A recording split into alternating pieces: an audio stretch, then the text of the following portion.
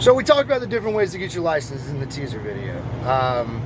If you know somebody with a truck and you're a fairly intelligent person, you can go to the DMV in your state, get the rule book, if you will. I'm drawing a blank right now. But get the book from the DMV, study it. There's some practice tests online. There's all kinds of study material online. There's videos like this, different stuff like that. You go take the written test, get your permit, jump in a truck with one of your friends. They show you everything you need to do. You get your road time. You go take the test. Bam, you got a CDL. Now, the problem with that is nowadays, most insurance companies require 2 years experience or they won't insure you. So if they won't insure you without 2 years experience, how do you get 2 years experience? Some companies, I'm probably going to get in a lot of trouble in this video because I don't know what names I'm ever allowed to say and I'm not. That's why I usually allude to things. But some companies like US Express and probably countless other companies, I just always see their ads pop up in my YouTube feed for some reason. If you pay to go to school, it's usually somewhere between $2,000 to $5,000, as long as it's an approved school with them.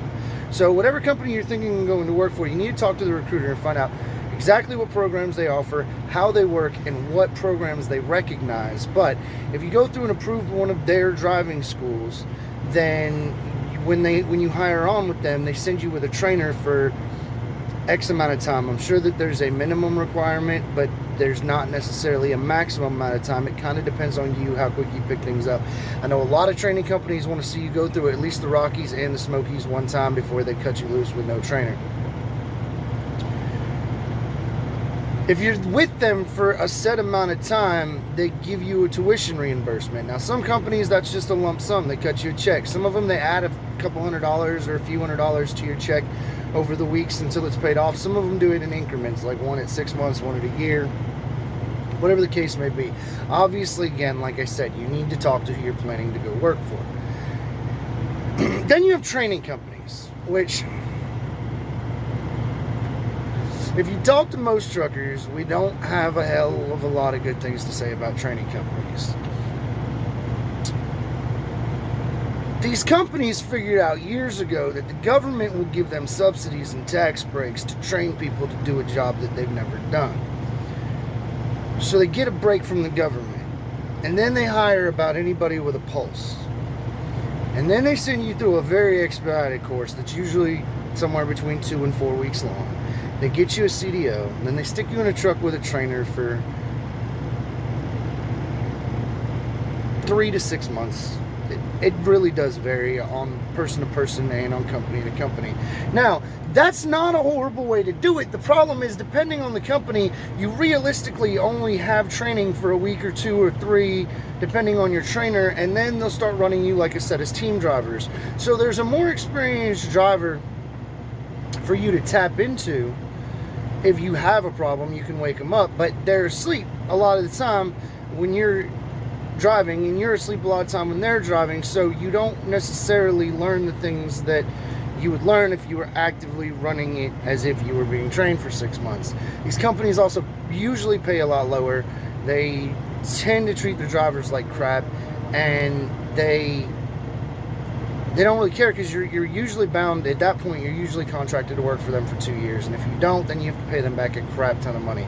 So they get paid to give you a CDL, they run you for practically free, and then if you leave early, you have to pay them back money. You see where I'm going with this? Now, it is a means to an end. Some people come up that way. I mean, you get your experience, you get your license, you learn some things, and if you can do it, I won't be a trainer. Like, if I've got a friend or like my stepson, something like that, depending on the time of the year and the part of the country that I'm running, we'll talk about it. But like, to just train any average person that I don't know from Adam, if I'm at a company that they'll let me do it the way I want to, again, we'll talk about it. But at these mega carriers where they try to run you like teams, I'm personally not real partial of waking up on my lid. So I just won't do it. But a lot of them, if you're there for 6 months or a year, they'll make you a trainer, and then the money gets considerably better. My argument would be, if you've been driving for 6 months or a year, you don't have enough experience to be a trainer. You might have enough experience to be a really good driver, But like I said in my first video, like, I still learn stuff every day. So if you've been doing this for 6 months, you still have a whole bunch of stuff to learn before you're trying to train somebody that has no idea what's going on. It's kind of like, if you remember, like back in school when you're doing math, a lot of people aren't real good at math, but they can do it on their own. But if you ever try to teach it to somebody else, then they start asking questions and making you think about stuff. And then you start second guessing stuff. And it gets really confusing. It's just a pain. Another big drawback to training companies are they are typically always over-the-road positions. A lot of people aren't down with over-the-road. You know, they've got small kids at home, or maybe they got legal issues back home. They're not allowed to leave the state. Some people don't like to drive in the snow. Some people don't like the cold. It just all depends. So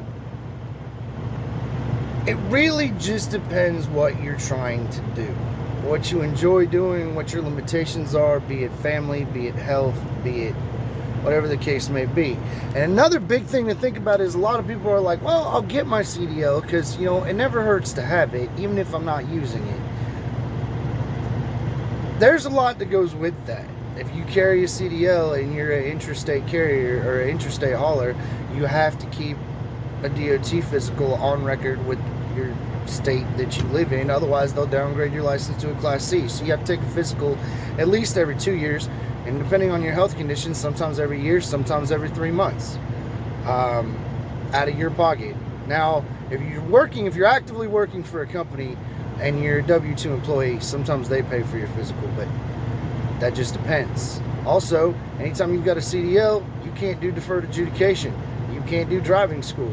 You get a ticket, unless you can legit beat it, you're gonna eat it. The legal limit, at least in most of the states that I'm familiar with, maybe not all of them, but the legal limit for blowing is half. Texas, 0.08. You got a CDL, it's 0.0, actually it might be a 0.05. It's either 0.04 or 0.05. Somebody in the comments, which one is it? It's one of the two. The point is, you have a lot more limitations. Your license costs a lot more. There's a lot of other things that go into it that some people just don't think about. So off the top of my head, that's the pros and cons that I can think of to the different ways, at least that I know of, to get your CDL. If you work for an oil field company, it gets a little bit more gray area. There are some back doors. If you know the right people, there are kind of some back doors. It really just depends on your situation, on your state, on what exactly is going on. And then, like I said, after that, then there's different things that go into different types of driving. You've got dry van, you got reefer, you got skateboard, you got RGNs, you've got winch trucks, you've got tankers, you've got heavy haul. You gotta find, the first thing you gotta do is figure out the best way to get your license. The second thing you gotta do is figure out where's the best company for you to work for. There are a lot out there. Some are good, some are bad. Some are good for some people and bad for some people. It just depends. You gotta find the right mesh. And then part of what company is right for you, and then all of what division of that company is right for you, is what do you want to do? How often do you need to be home? How physical do you want the job to be? How much money are you trying to make? How many miles are you trying to roll? What are your limitations? I'm sure I missed a lot. This wasn't the video I was planning on making this morning, but I needed a woo-saw moment before I get myself in trouble.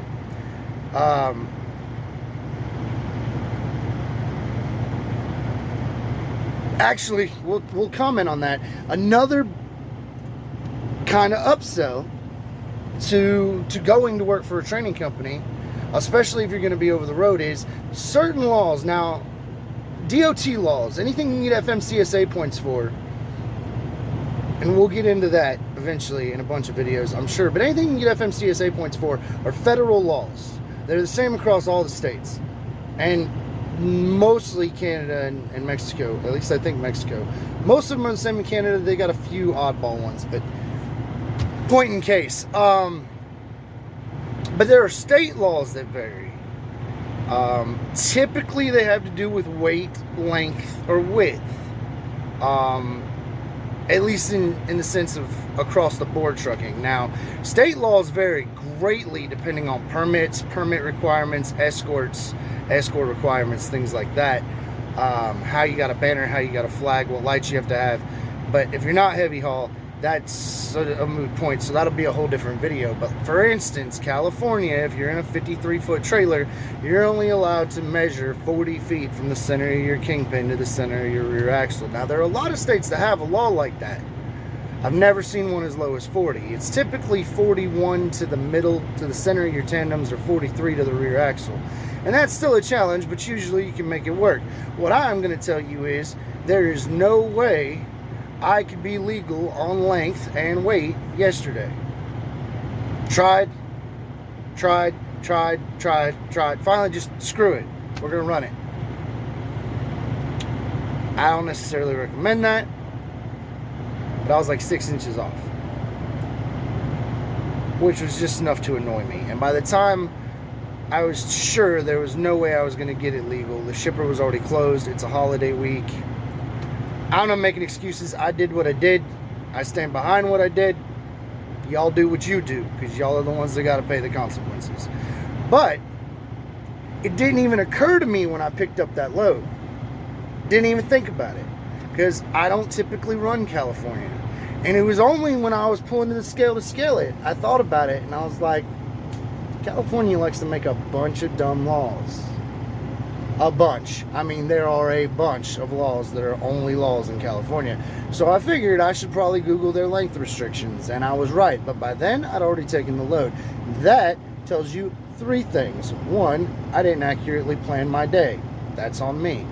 2, I was never properly trained in California. This wasn't the job that I was hired to do. 3, and this one is becoming more and more of an issue too. Even if you were properly trained in a state, even if you run there, or you used to run there all the time, laws are changing by the day right now. You have to, there are different websites, there are different forums, there's different Facebook pages, things that as things are changing, you'll get the alerts, you'll get the notifications, you'll see them. Because ignorance is never an excuse. You get pulled over, oh, I didn't know. Why didn't you know? But at least in the case of California, I just told you. So now you know.